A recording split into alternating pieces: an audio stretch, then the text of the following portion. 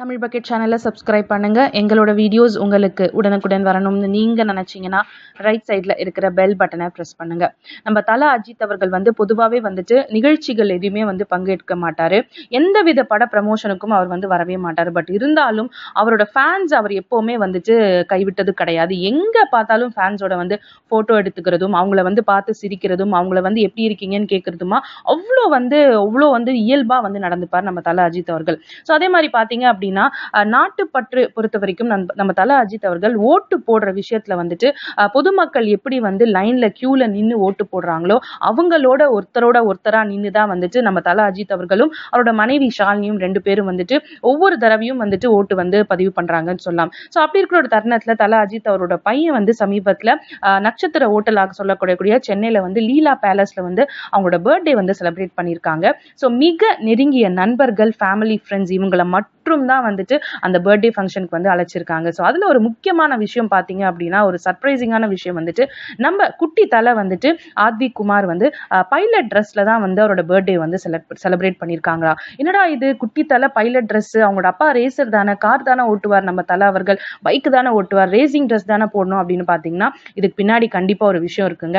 அதாவது பார்த்தீங்கன்னா நம்ம இந்திய ராணுவ வீரர்களோட அந்த வீர மரணம் சரி, அதுக்கப்புறம் நம்மளோட இந்திய விமானப்படை வீரர் அபிநந்தன் பாகிஸ்தான்ல கேப்சர் ஆன விஷயங்கள் எல்லாம் ரொம்ப பரபரப்பா நியூஸ் சேனல்ஸ்ல போயிட்டு இருந்துச்சு.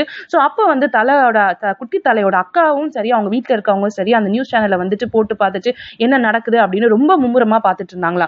அப்போ நம்ம குட்டி தலை அஜித் கிட்ட போய் கேட்டிருக்காங்களா அவரோட மழலை குரல்ல, அப்பா என்னதுப்பா இது, எல்லாரும் இவ்வளோ சீரியஸா பாக்குறீங்க, என்ன இந்த ட்ரெஸ் எல்லாம் இப்படி போட்டிருக்காங்களேன்னு கேட்கும்போது நம்ம தலை அவர்கள் நாட்டுப்பற்று நார்மலாவே அவருக்கு நிறைய இருக்கு.